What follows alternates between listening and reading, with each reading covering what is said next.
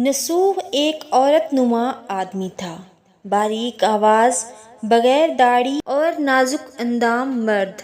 وہ اپنی ظاہری شکل و صورت سے فائدہ اٹھاتے ہوئے زنانہ حمام میں عورتوں کا مساج کرتا اور میل اتارتا تھا۔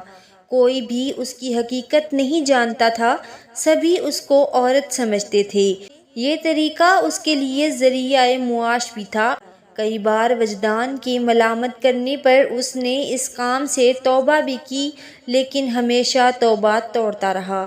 ایک دن بادشاہ کی بیٹی حمام گئی۔ حمام اور مساج کرنے کے بعد پتہ چلا کہ اس کا ہار کھو گیا ہے۔ بادشاہ کی بیٹی نے حکم دیا کہ سب کی تلاشی لی جائے۔ سب کی تلاشی لی گئی لیکن ہیرا نہیں ملا۔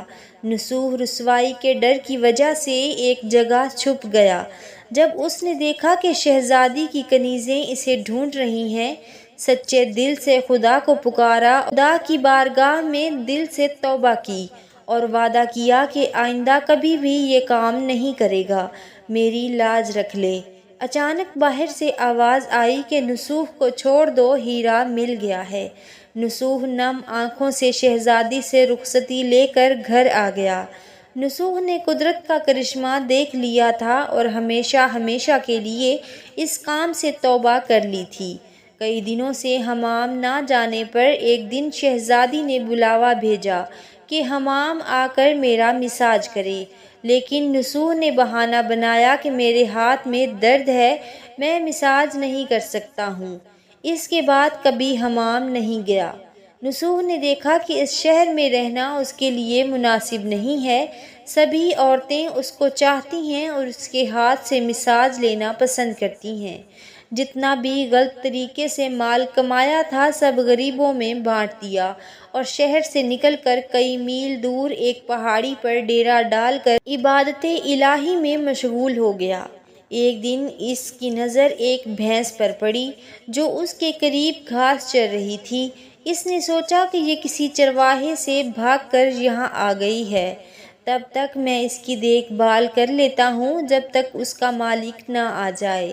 لہٰذا اس کی دیکھ بھال کرنے لگا۔ کچھ دن بعد بھینس نے بچہ دیا اور نصوح اس کا دودھ استعمال کرنے لگا۔ کچھ دن بعد ایک تجارتی قافلہ راستہ بھول کر ادھر آ گیا جو سارے پیاس کی شدت سے نڈھال تھے۔ انہوں نے نصوح سے پانی مانگا۔ نصوح نے سب کو دودھ پلایا اور سب کو سیراب کر دیا۔ قافلے والوں نے نصوح سے شہر جانے کا راستہ پوچھا۔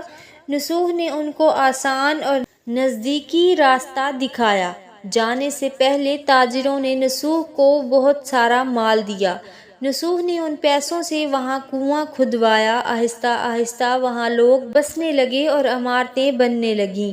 وہاں کے لوگ نصوح کو بڑی عزت اور احترام سے دیکھتے تھے۔ رفتہ رفتہ نصوح کا آوازہ بادشاہ تک پہنچا، وہی بادشاہ جو اس شہزادی کے باپ تھے۔ بادشاہ کے دل میں نصوح سے ملنے کا بڑا اشتیاق پیدا ہوا۔ انہوں نے نصوح کو پیغام بھیجا کہ بادشاہ اس سے ملنا چاہتے ہیں، مہربانی کر کے دربار تشریف لے آئیے۔ جب نصوح کو بادشاہ کا پیغام ملا، انہوں نے ملنے سے انکار کر دیا اور معذرت چاہی کہ مجھے بہت سارے کام ہیں، میں نہیں آ سکتا۔ بادشاہ کو بہت تعجب ہوا۔ انہوں نے کہا کہ اگر نصوح نہیں آ سکتے تو ہم خود اس کے پاس جائیں گے۔ جب بادشاہ نصوح کے علاقے میں داخل ہوا، خدا کی طرف سے ملک الموت کو حکم ہوا کہ بادشاہ کی روح قبض کر لے۔ اس زمانے کے رسم و رواج کے مطابق بادشاہ کو نصوح سے ملنے کی وجہ سے لوگوں نے نصوح کو تخت پر بٹھایا۔ نصوح نے اپنے ملک میں عدل اور انصاف کا نظام قائم کیا اور اسی شہزادی سے شادی کر لی۔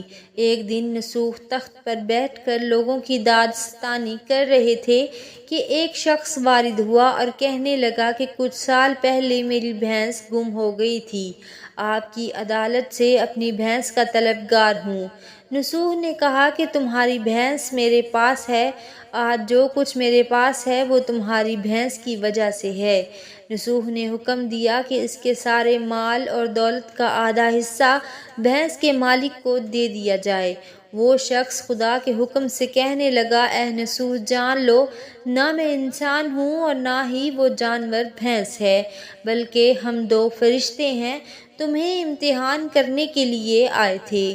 یہ سارا مال اور دولت تمہارے سچے دل سے توبہ کرنے کا نتیجہ ہے۔ یہ سب کچھ تمہیں مبارک ہو۔